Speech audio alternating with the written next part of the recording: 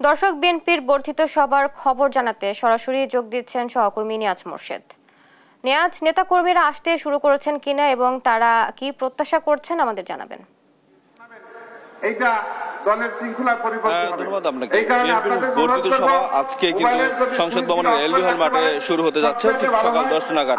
ইতিমধ্যে কিন্তু কিছু কিছু নেতাকর্মী কিন্তু তৃণমূল পর্যায়ে যারা রয়েছেন তারা কিন্তু আসতে শুরু করছেন। যদিও আমরা সকাল থেকে কিন্তু যারা শৃঙ্খলা দায়িত্বে রয়েছেন এবং যারা এই বর্ধিত সভাটিকে আয়োজন করার দায়িত্বে রয়েছেন তারা কিন্তু ঠিক সকাল 7টার আগেই এখানে এসে উপস্থিত হয়েছেন এবং তারা কিন্তু বেশ শৃঙ্খলার সাথে কিন্তু এই বর্ধিত সভার আয়োজনের যে কাজটি সেটি সম্পন্ন করেছেন। এবং আপনারা কিন্তু বলে রাখি যে আজকের এই বর্ধিত সভা কিন্তু বহু বছর পরে হচ্ছে এবং সেই সাথে সাথে কিন্তু এই বর্ধিত সভা কিন্তু আজকে একটা বিশেষ বার্তা দেবেন বিএনপির ভারপ্রাপ্ত চেয়ারম্যান তারেক রহমান। সেই প্রত্যাশা করছেন এখানে যারা নেতাকর্মীরা আসছেন তারা। এবং তৃণমূলের যে নেতাকর্মীদের একটা মহামিলন মেলা হচ্ছে আজকে কিন্তু বহুদিন পরে, সেই ক্ষেত্রে তৃণমূলের নেতাকর্মীদের কিন্তু বেশ প্রত্যাশা রয়েছে।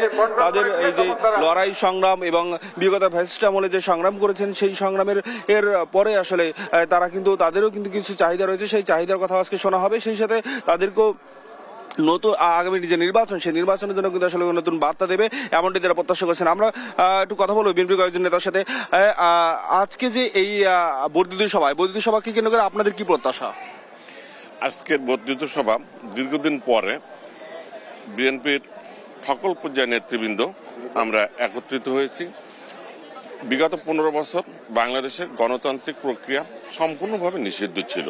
জনগণের ভোটের অধিকার নিশ্চিতের জন্য, গণতন্ত্রকে প্রতিষ্ঠা করার জন্য বিএনপি সংগ্রাম করেছে এবং আজকে দেশনেত্রী বেগম খালেদা জিয়া, তারেক রহমানের নেতৃত্বে আবারও গণতন্ত্র পুনঃপ্রতিষ্ঠার জন্য নেতৃবৃন্দ তাদের মতামত প্রকাশ করবেন এবং আগামীতে যত দ্রুত সম্ভব একটা নির্বাচনের মাধ্যমে দেশে গণতন্ত্র প্রতিষ্ঠা না হওয়া পর্যন্ত আমরা আমাদের সংগ্রাম চালিয়ে যাব।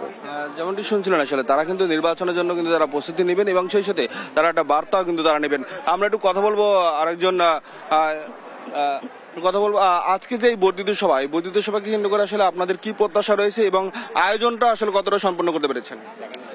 আসলে এই বর্ধিত সভা আমাদের দীর্ঘ প্রায় 28 বছর পরে হচ্ছে। এটা আসলে গণতান্ত্রিক একটি চর্চা দলের জন্য। তো দীর্ঘ আসলে 15 বছর আমরা বাংলাদেশের রাজনীতির প্রেক্ষাপটে গণতান্ত্রিক চর্চা ছিল না। তো সেই প্রেক্ষাপটে 5 তারিখের পরে দেশ স্বাধীন হবার পর আমরা একটি স্বাধীন দেশে বাস করছি, মোটামুটি কিছুটা স্বাধীনভাবে চলাফেরা করতে পারছি। এই যে 15 বছরের যে মানে অসামঞ্জস্য সবকিছুতেই, মানুষের জীবন যাপন থেকে শুরু করে সবকিছুতেই যে একটি মানে অনিয়ম ছিল, আসলে সবকিছুর থেকেই উত্তরণের জন্য একটি গণতান্ত্রিক চর্চা অব্যাহত রাখার জন্য আসলে এই আজকের বর্ধিত সভা।